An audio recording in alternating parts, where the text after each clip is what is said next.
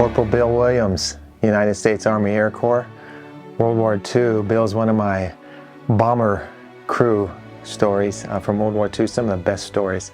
Bill enlisted into the military in 1943, wanted to be a pilot, ended up as a ball turret gunner on a B-24, which is a 4-engine bomber in World War II, which were used extensively for bombing over Europe.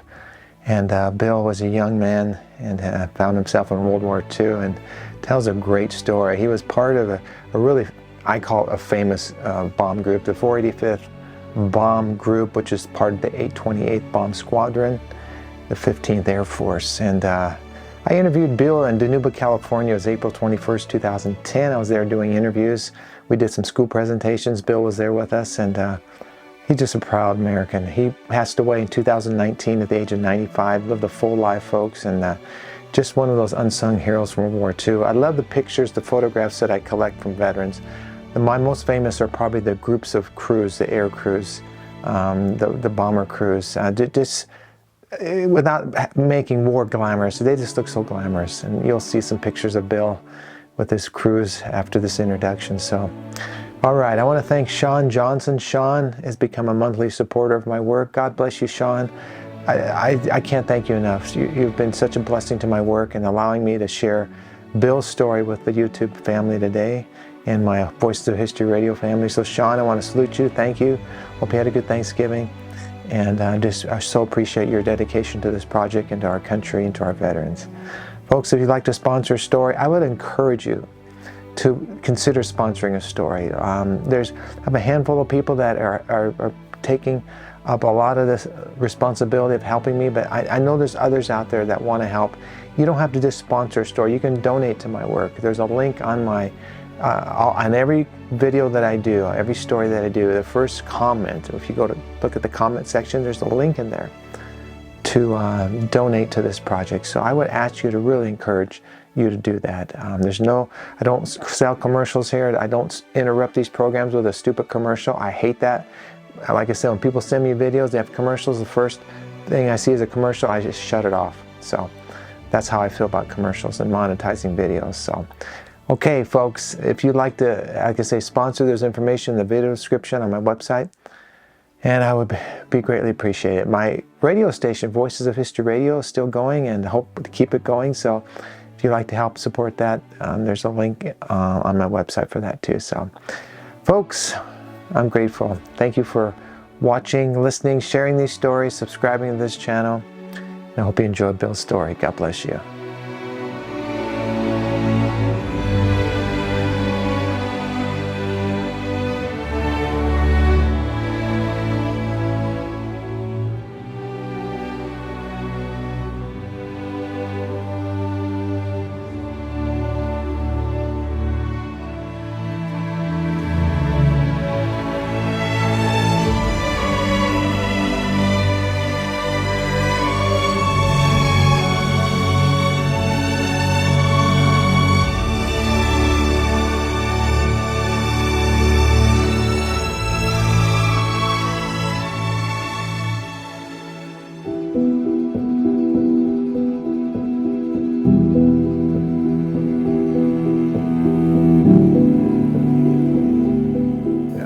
How does that happen? Well, that's a difficult question. Kind of go to sleep one morning and wake up? I would call it the luck of the draw, if that's what we're really approaching to. Tell me how old you were when you went in the military. I was 18, graduated from the Rosa High School here in the San Joaquin Valley in California. You were in the Air Force? Or yes, Air Force? The United States Army Air Force. At that time, there's no blue. Where did you go to basic training? I went basic training at Shepherd Field, Texas. Wichita Falls, Texas, which is Shepherd Fields. Okay. And did you have advanced training someplace else, or? No, what do you mean? You're talking. Did all your training there? You're talking about pilot training. Yeah. I did not receive pilot training. Well, just whatever. Usually you go to basic training, then don't you go to advanced training? Well, if you're in pilot training, you go to primary first. Then you go to basic training, then you go to advanced. Okay. What was your job, actual job? Well, I thought I was going to be a pilot, but I did not get classified as a pilot. What happened? Well, we went to Santa Ana Army Air Base, And there you take all these tests, and they washed me out, said I didn't have coordination. But I've always thought they needed more gunners than they did pilots, but I did feel bad, yeah. So what did you end up doing? They sent me to armament school in Denver, Colorado, and I became an armor gunner. It's very similar to the job that the bombardier does on the airplane. Some of the basic training, you know. So what type of aircraft did you fly on then? B-24, Bomber? The bomber? the 4-engine bomber. Is that a 9 or 10-man crew? 10. Occasionally, with the radar equipment, they would fly 9. So what part of the plane were you in? Well, I was a Sperry ball turret gunner. Was it on the bottom part there? Yes, it was. Mm-hmm. I've heard different stories about how high did you fly? 30,000 feet? No. 20,000? No. Usually our target ranged from, I would say, from 22, 23, 24, right in that range. One time we flew at 18,000, but that was a special mission. Did you have heated suits, or was it just freezing cold up there? It was freezing cold, but we did have heated suits. The only worry that you had to worry about there, occasionally one section of the flying suit would malfunction, like the boots were separate, plugged in, and your gloves, and then your pants and your jacket. So occasionally that would happen, and then it would be very cold. How many missions did you fly? I flew 13. Which one was the toughest one? March 22nd, 1945. Tell me about it. To Vienna. Vienna at that time was the last remaining, was the toughest target in Europe. Probably, I can't speak about the targets from the 8th Air Force because I didn't fly there.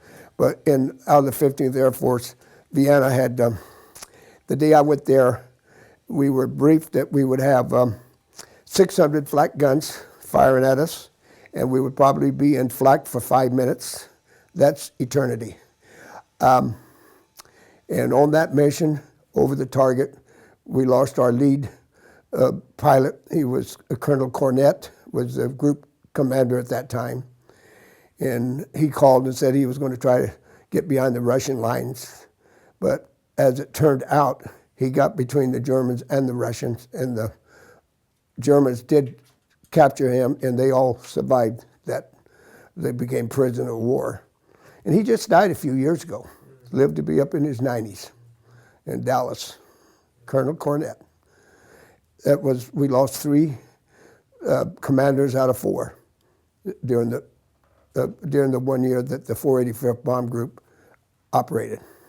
So you're with the 485th. Mm-hmm. Was there another detachment? You were with a division or a company or what? Well, the 485th Bomb Group was a member of the 15th Air Force in Italy, and the 8th was in England. They were the 2 biggies in the European theater.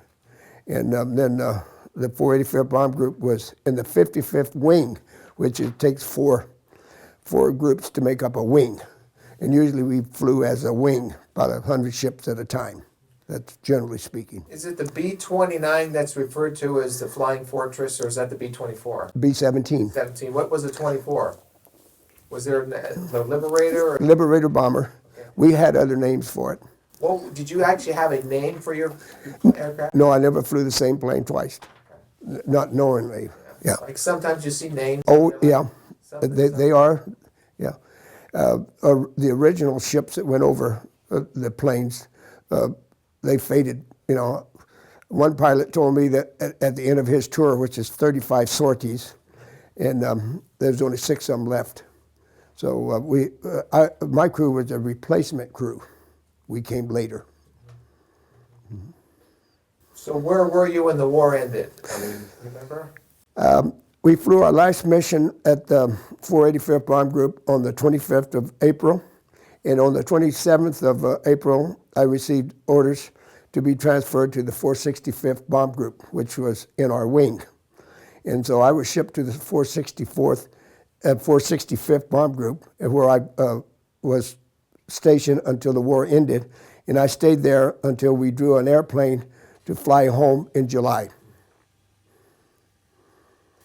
Were you guys? Did you encounter the enemy aircraft at times up when you're doing your missions, or was it just flak coming up from what? At this time of the war, the flak was the number one enemy due to two reasons. The Germans were retreating from Russia, and they was bringing the 88 millimeter guns. That's the big guns, and they would bringing the guns home, and by that time we were bombing mostly the oil refineries, and the planes that they had, the fighters, was not a threat as they used to be. So we traded flak for fighters, if you want to put it that way. So all of our, I won't say all, percentage-wise, all the planes we lost were from flak. And as you know, flak is about a 20-pound shell that they shoot in this 88 millimeter gun, and it's time to go off altitude. And they fill the sky full of flak, and it's the big black smoke with a big orange flame in the middle of it, and you can hear it, you can see it, you can feel it. And it'll just rip a plane in two, and yeah. And you lost planes at times during your missions or your raids, or? Oh yes, I've got a picture I'll show you that I was actually indirectly involved in. Yeah. What happened? What were you? Well, we were, at that day, it was the 10th day of April of 1945. We were bombing, we were scheduled to bomb in front of our troops on the Sanio River, which runs in northern Italy, and the Germans was on the north side and we was on the south side. And we drew this mission, and we flew up the boot. We didn't fly out over the Adriatic, and we had markers all the way up the boot, so that we were instructed to be sure that we don't bomb our boys. And so just out of the blue, we were flying only at 18,000 feet. The plane up and to my right, I'm in the ball turret, and the only reason I knew there was something wrong, the plane shuddered. The pilot pulled the plane up into what we call prop wash, and so I knew something was wrong. Then I heard one of the pilots say, "There's a plane hit up on our right," and so pretty soon this plane apparently flipped over. I didn't see it. It came down and blew up right below me, and I have a picture of that. It's supposed to be one of the most horrific pictures of that campaign. So I wasn't involved, but indirectly. We were flying in, I should tell you, in the number 4 spot. That's right below the number 1 plane, and once you raise your altitude, you get the prop wash, and you'll get that. So your targets were mainly oil refineries, or did you have other targets? We had different targets. One time we bombed an airfield, fragmentation bombs. Most of the time we carried 500-pound bombs, and we have bombed mostly oil, but we have marshalling yards was high on our lists. A lot of people may not know what a marshalling yard is, but it's a railroad yard. The enemy marshals all of their planes into this yard, and so that's how we killed our second commander. Was Colonel Tom Haves got shot down, and they was moving him on a German train, and one of our fighter planes came in and strafed the railroad yard, killed Colonel Tom Haves. Yeah, that was, I think, our second commander. I wasn't there. Oh, yeah, I was there at that time. So you have the B-17, the B-24, and then the B-29. Not in Europe. No. Oh, the Pacific had the B-29? But not in Europe? No. Okay. No. Did you never went to the Pacific at all? No. I returned home thinking I would be retrained in the B-29, but the war ended with the big bomb, and we were spared that. But I didn't think my tour of duty was over. Yeah. So were you drafted or did you join? Volunteered. Okay, so you enlisted? Yes, enlisted in the Air Corps, thinking I would receive pilot training. Yeah. But even at 18, that'd be nice if you could get pilot training. Do you remember where you were when you heard the news about Pearl Harbor? Yes, I was in Dinuba, which is where we're at today, And I had came from Cutler, which is 7 miles away, with a friend, and we was waiting to go to a matinee. And to be honest with you, I didn't know what they were talking about. I had no idea where the Hawaiian Islands was located, but I knew it was serious. Yeah. And then a couple of years later, you joined. Well, yes, it was a matter of joining or being drafted. I mean, everyone was going to serve. I mean, there was no question about my best friend in high school. He up and joined the paratroopers, and he survived the war. And I chose the Air Corps, and I was lucky enough to pass we had to have an oral examination plus a physical. Yeah. And then they let me stay in high school till I graduated. So I was in the Air Corps probably a couple months before they called me up.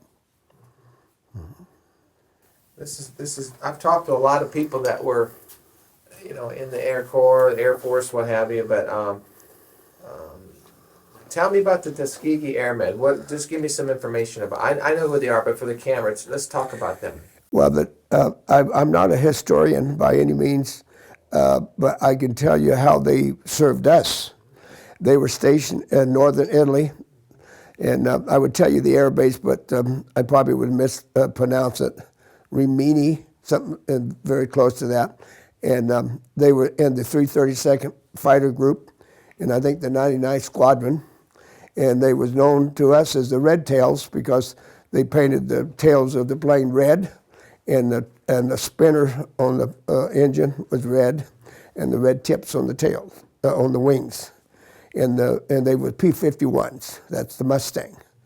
And I think, I hesitate to say anything positive, but they mainly, almost daily, I'm sure, escorted bombers. Yeah. And we had other fighter groups to escort it also. They weren't exclusive. And they were just a small group of men, or were there a lot of them, or what? Well, the squadron is pretty good size. I've not been into the fighter field. I can't tell you how many. I'm sure they're not as many as they are on a bomber base because we have 10 men to fly each plane. They only have one. And we have like 17 or, well, maybe from 17 to 20 crews probably at most of the time, 10 men. So that gives you an idea how, on a bomber squadron, how big it was, large. But anyway, and I think that the fighter squadrons only had three, the fighter groups only had 3 squadrons. And we had 4. Okay. Yeah. Well, there aren't many of those guys left, if any, are there? Well, I went to their reunion. We were invited as a heavy bomber cruise to go to their reunion at Missouri. What's the name of the Branson? And we celebrated with them, and I got to meet quite a few of them, and I got to dance with them up on the stage with the Hawaiian skirts on, and then got to ride in the parade on the floats with them, and I greatly admire them. They certainly was good to us as airmen. When was that reunion? Is that 2003? Through 2003, I think they still have reunions now? I'm sure they do, because they're not all, the original group, squadron, was probably older. Everyone I met that day was probably older than me, but I was probably one of the younger in the Air Corps period. I mean, I was 20, and I think there was a few people, 19, that was actually in combat. I'd like to find a group of them. I think that's worth the effort, so I'm going to look into that. Yeah. Was that P-51 on that picture there? Yes, it is, sir. And it's like I tell my friends that it was almost a duplicate of what happened to my crew on one mission and behind the Alps. I don't know what the target, but we were in behind the Alps. And Could you, for the cameras, could you tell that story again about the Tuskegee Airmen coming and waving at you? Just tell me that story again. I'd be happy to. My crew, we were crew 26 of the 828 Squadron of the 485th Bomb Group, and we were in behind the Alps probably not as far as Vienna. On our bomb run, we lost an engine. Now, that doesn't mean that you will necessarily got hit by flak. It just means that maybe your oil pressure got low and the pilot had to feather the engine, but we lost the engine. And once you lose an engine, you cannot maintain formation. You have to come home, then you become known as a straggler. And then you have to determine, do you have enough altitude to make it back across the Alps, because it'll be gradually drop in altitude. And so we were coming across the Alps feeling very low, because if a German spots us, we're a setting duck. I mean, they'll just shoot you down. And so we're coming across the Alps, maybe halfway across, who knows. Then this P-51 Red Tail pulled up on our right, worked his way in, got on our right wingtip and waved at us, took his mask off. We're down below altitude now because we've lost altitude, and there's no question that he was a black pilot, and had all the markings. And we thought that it was outstanding that he would show himself to us to give us confident you boys are going to make it today. And so I've had the highest of respect for him, and I would gladly stand up for him. Be interesting to find out who that fellow was, wouldn't it? Well, we think we found him. There's another fellow that does research for our bomb group by the name of Jerry Whiting. He's got 3 books out, and it's stories that his dad wrote home about. And we found one pilot at this reunion. His name was Grave, and he said it might have been him, but he wasn't positive. So it wasn't McGee or the other Lee Archer, because they had already come home. So it could have been, and I'm sure they did it. I'm sure it was not just our crew that they did it. Yeah. We thought at the time maybe, but it's quite a comfort to know that someone, and he just stayed a few moments, and because he was in harm's way himself, because we're slow, and he went up, we call it going upstairs. And by going upstairs, he was watching us and taking care of us. Then, Bill, tell me about the camaraderie that you had as a flight crew. I mean, how close were you guys? Well, very close. The old saying is, you promise everybody that you won't leave without them, and you hope that you never have to bail out. In the Sperry Ball turret, which I flew, was probably the hardest to get out of. Most people did not want to fly that position. I accept it because I was assigned to it. And so everyone would tell everyone else, oh, we won't leave without you. But I think when you really get in trouble, everybody's pretty much on their own. I mean, you couldn't expect anything less, although we all got along well, yeah. But each man had his own duty, yeah. And all you really need to do was do your job, yeah. So how many months were you over there? I was over there 8 months. Okay.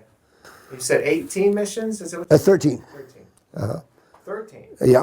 Okay. Maybe you shouldn't stop at 13. Well, yeah. But you made it back? Luck of the draw. Yeah. Luck of the draw. We were in school yesterday at the high school, and like I said, I'm trying to speak more in the schools to teach Yes. about the history of war and stuff. But tell me personally why you think it's important to share this information with our younger generation, or do you think it's important? Well, I think it's very important. I can't imagine people going through life and not knowing what price has been paid ahead of them. I mean, where I was at was a hellhole. I mean, you never knew the next night whether you'd be in your bed or not.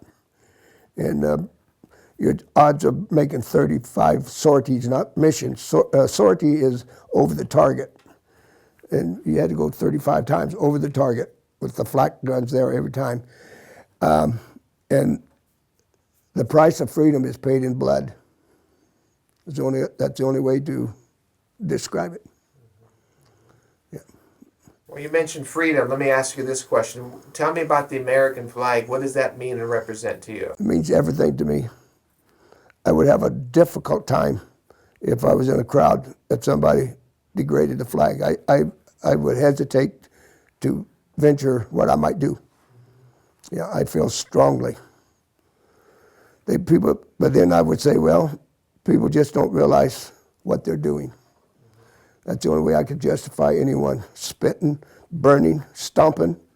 I mean, I would rebel immediately. It was brought to my attention yesterday at the school that there wasn't a flag visible. Did you notice that? Yes, my friend and I both, she noticed it first, and then that shocked me. And Yeah, when I was talking about the flag, I didn't want to look around in case there wasn't one, but unfortunately, Yeah. I don't remember seeing one either, so it was not there. that's maybe something we can work on here. Yes, If we don't have the flag, we have nothing. I mean, I'll be real honest with you. There's so much blood left in Europe. It's bloody. Yeah. Yeah, that's a good statement right there. I totally agree with what you just said. Yeah. Yeah.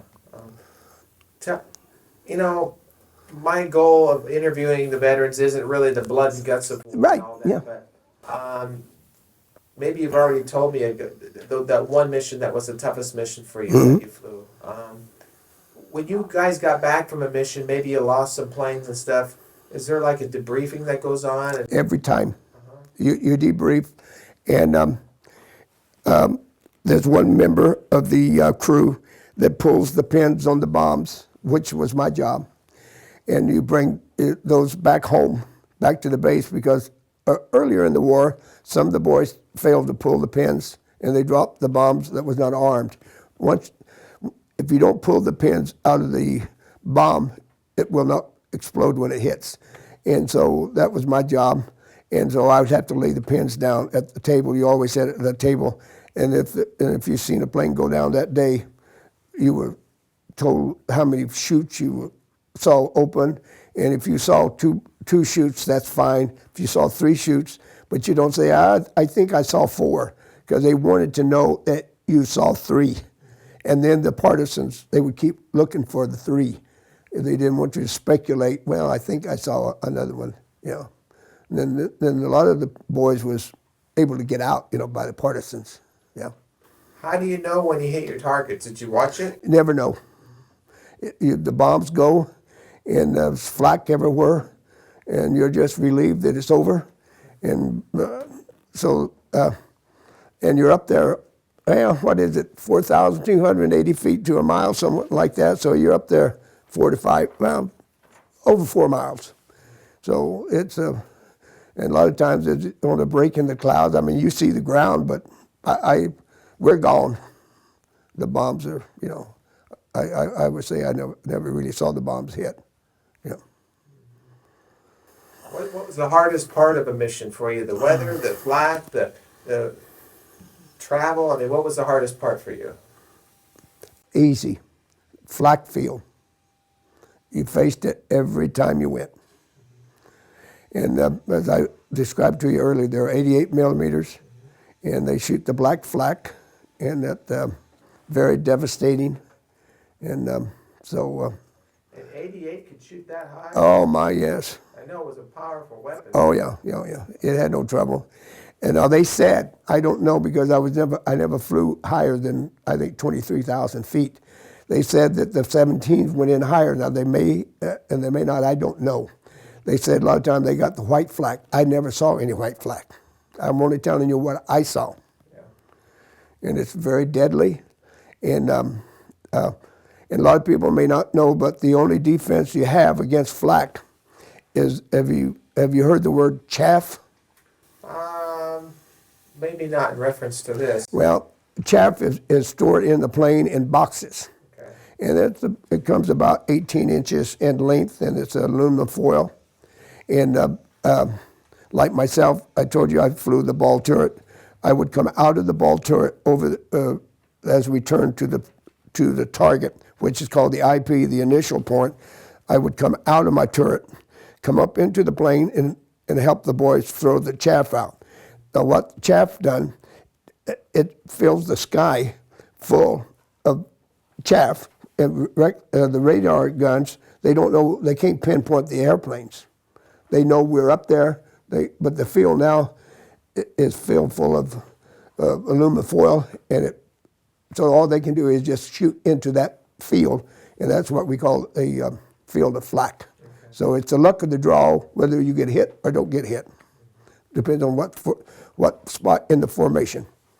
Because usually somebody's going to get hit. Maybe they won't knock down a plane today, but you know it's the #1 killer. And I think I told you over Vienna, the day I went to Vienna, there were 600 flak guns being able to fire at us while we're in the zone. 600? In 5 minutes in the flak. So you can hear them exploding outside the plane? And yeah, if they're close. I mean, you know, there's flak everywhere. So, you know, to say, yeah, you know, yeah, there's a concussion every time they go off. They're huge. I mean, they're trying to kill you. Yeah. Were you prepared, obviously, for survival if you got shot down? Oh, yeah. Did they tell you to bail out? Oh, well, they didn't have to tell you. I mean, you were prepared to leave the plane at any time. They're supposed to ring a bell, but I doubt it. A lot of times you never hear a bell. You got to be alert. Yeah, I never had to bail out. Yeah, yeah. But you were trained and you had a parachute? Oh yeah, you wore a harness at all time with 2 snaps on it, and you had 2 rings on your parachute. Every person is issued a parachute the day of the flight. It's a luck of the draw there. You go and draw one, and you hope that it'll open if you need it, but you snap that on, and then you bail out. Yeah. So yeah, and you tie your shoes. Remember, you asked me about the heated shoes. Yeah. Well, you can't put them on with your walking shoes.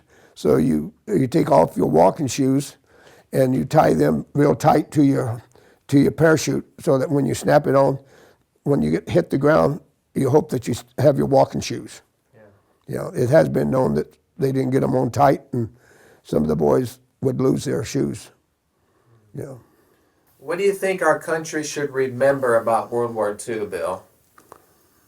Well, I'll tell you, Larry, that's a very difficult question. If you want to go back to the early men of our time, they said, I think it was Jefferson that said, stay out of foreign wars. So other than that, I don't know. I do not know the answer. If I was president, I don't know that I would know the answer. It's a tough thing. Yeah, but it's bad, but it's necessary. Do you think it's important that our country remembers World War II? Absolutely. Tell me why you think that's important. Well, so many boys lost their lives and their body parts. I mean, and we remained, I always say, I've lived 66 years of pretty peaceful, and I was very fortunate. I'm a survivor. There are so many that didn't survive. My pilot did not survive. And so it's just something that is a terrible price paid for our freedom. What happened to your pilot? Well, in our squadron, in our group, it was the plan to, on your first mission, to take an individual and put him on an experienced crew, so that if there was problems, and just say that he would freeze at his position. You only have one, and then you would, after that, if everything went smooth, shall we say, your crew would come together and fly as a crew. And my pilot, Lieutenant Gilliland, flew as co-pilot to a crew named Lindell, and they went to at that time, one of the worst targets in Eastern Europe. It was Blackhammer. Actually, it's Blitzhammer, but we all called it Blackhammer. And they blew up over the target, and all 10 men was lost. Yeah, and I don't know if it's important, but in 2003, I was privileged to make a trip to Poland. and I visited the crash site of my pilot and laid a brief at the spot. That also met a eyewitness, a boy of 10 years old when the plane went down that day. And and there was also a concentration camp nearby. And we were privileged, I was, to lay a roof at the site of the concentration camp. Which camp was that? I cannot give you the name, Larry. I have a friend that might have the name, but it was a camp, and I have a picture of it. Auschwitz, maybe? No, I went to Auschwitz, but that was a tour that they give us. And I went to this camp near Blackhammer and laid the roof myself, at this campsite. When we talk about concentration camps, my ears go up. We just finished a film on concentration camps. Yeah. Well, this one was, there was, as you know, Larry, there was hundreds of them. There was, and we were never briefed that they existed. I never knew when I was in combat that anything like that existed. So when did you find out? After the war? Yeah. Yes. Way after the war for me. I came home. I was relieved to be home. I didn't, and then I started hearing about, the concentration camp. So, but we had an expert guide took us through Auschwitz, and it's real. And I have been to Dachau, my wife and I. On a trip over there? Mm-hmm. How long ago was that? That was 1987. Yeah, I wanted to take her back to the air base, but I got down in southern Italy and it got too hot. And I said, let's go back to the Alps. She said, are you sure you don't want to go to the air base? I said, no, it just to be an old field. That's all that'll be left of it. And then you guys went and saw it, huh? Mm-hmm. Yeah, and they're real. There's no question in my mind, and I don't know why people want to deny it. I don't either. There's a lot of things, that I cannot understand. Yeah. Yeah. Yeah, it was an eye-opener listening to the stories that we have. Yeah, and I know they're real, Larry. Yeah, I'm convinced. I mean, you don't have to convince me. No, I'm just telling you. No, that's what I mean. It's worked on this thing for a long time, and I actually have stories of a lot of the liberators too. Yeah. Guys that Yeah, right there. Mm-hmm. Yeah, it's amazing. Yeah, and I can't imagine anyone being that cruel to his neighbor. Yeah, it don't seem a human could be that mean, but we have the pictures. We know. Yeah, if we had known, I think it would have been. In fact, when we went to Auschwitz, the people there, guides, told us that the inmates there prayed that we would drop bombs on them. Wow. If we could have just destroyed those ovens, and we could have done it. Been better to have done that and killed whoever's they're going to get killed anyway, and we could have stopped it. But we did not ever bomb the concentration camp. Never heard of it. But we flew over them, and now I can't say I knew there was down there because from 5 miles up or 4, you can't see anything. I've interviewed people that were prisoners of war that were shot down. Amazing stories. Yes, I have friends that was captured. Yeah. Have you ever been to the World War II Memorial in Washington? Yes, I have. I have a T-shirt. I went there the year it opened. 2004? Mm-hmm. Yeah, great. Yeah, we had our anniversary. The 485th Bomb Group had their anniversary there, and my son, who is a dentist in Visalia, honored me. We had 15 people. He took all of his kids, my 3 granddaughters, and friends or 2, and we filled the van. Yeah, it was a real honor. Yeah. Bill, are you proud to be a World War II veteran? Nothing could please me more. Very, very happy. Very happy. Is Veterans Day a special day for you, or just a kind of another day? It's any veterans get together is an honor for me. I go to the cemetery usually. Mm-hmm. Yep. No. I got friends there that was veterans. My best friend in high school was a paratrooper, and he survived. But we all served. We lost the classmate the first year out of high school. I think the island of Palau in the South Pacific. Yeah, he didn't last a year. Yeah, Calvin Butts was his name.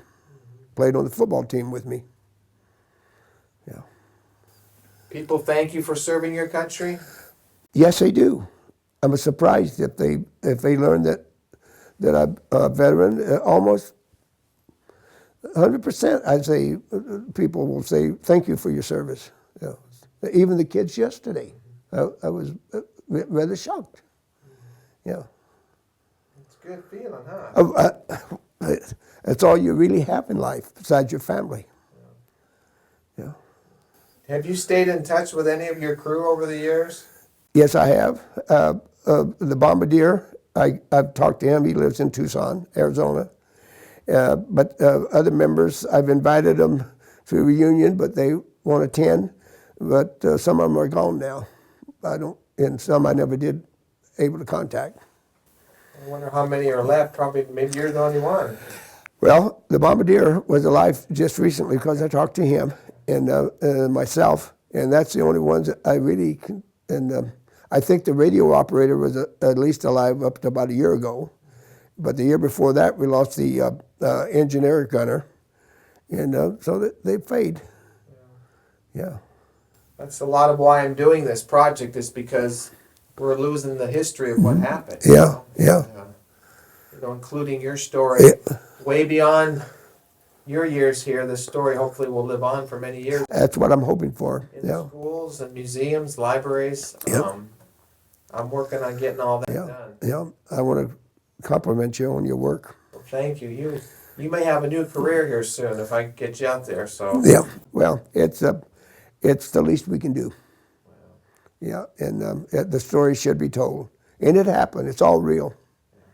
Yeah, no matter whether you're in a foxhole, whether you're in a ball turret position on a bomber, it's not good. The only good thing about a bomber crew is if you made it back at night, you had a place to sleep. That's very important. The poor boys up on the front line sleeping in the mud and cold, and yeah. And what month did you leave Europe? When did you leave? I left Europe on the 4th day of July. Isn't that a nice day? and we flew our plane back the same way that the boys took the planes over. Now, when I went over, we did not draw a plane to fly over. We went over by boat. But we reversed the course. Now, that course goes from Italy to Marrakech, North Africa. From North Africa, you fly to Dakar, which is further down in Africa. The people are really black there. And then you fly across to, from Dakar, you fly across to Fortaleza, Brazil. That's an all-day trip for a 24. Wow. You take off with landing lights, and you get there about sundown. Then you fly up to British Guyana, and from Guyana you fly to Puerto Rico. Oh my gosh. And the next day you fly to the most glorious town in the United States now, Savannah. You're home. Yeah. You hear the wheels squeal for the last time. Wow. You ever heard the wheels squeal on the 24? Not recently. You ought to take a flight. It's a wonderful sound. I had an offer to go on a flight once, and of course I was not able to do it, but that would have been a great... You haven't lived, Larry. Yeah, well, I'm going to... You ought to do it. Yeah. I waited 50 years to take my last trip. When did you do that? I went up to Fresno to the Collins Foundation. Yeah. They had the most beautiful B-24 I've ever seen. It didn't have any grease on it. And there's places you could go to get on one of these? Yeah, every year the Collins Foundation brings the 24 at different places. Are you going to do one this year? Nope. I've spent my last $300. I've heard my wheels squeal the last time. How much does it cost? $300? It cost me $300. I think maybe it's $400 now. Well, why don't you and I do it together? If you invite me, I'll go with you. Okay, I'll help you pay for it. We'll get in there. I want to fire the gun and do. No, you can't fire the gun. I want to drop the bomb. You can't drop the bomb.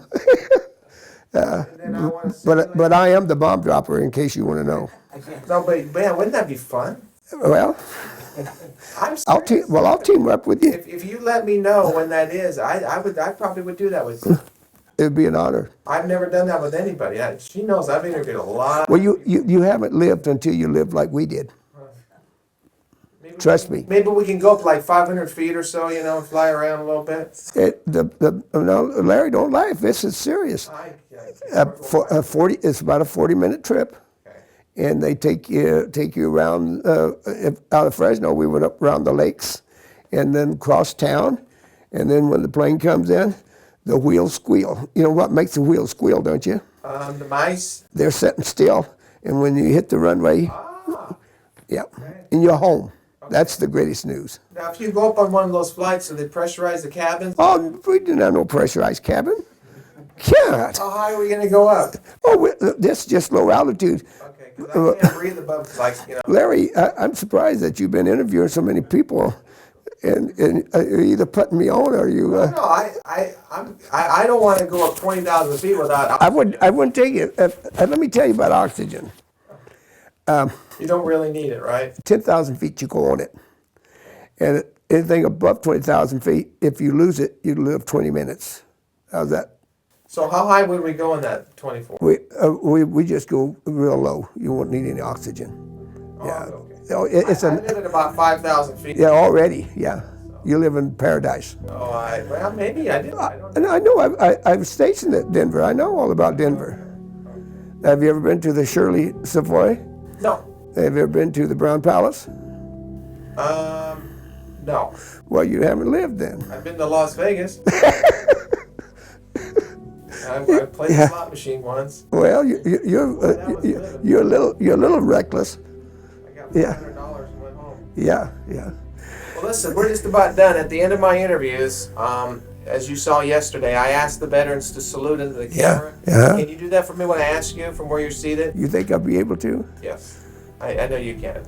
Nobody's really ever said no. I've done 800 interviews, so you can't be the first one, right? Oh, I wish I could tell you another story about saluting, but Well, it's about over. I know the proper etiquette and protocol for salutes, but just for the sake of the camera and World War II veteran, and salute your comrades. Go ahead, into the camera. Right on, perfect. I'm going to hold it in honor of them. Excellent. Thank you. Yeah. Thank you, Larry.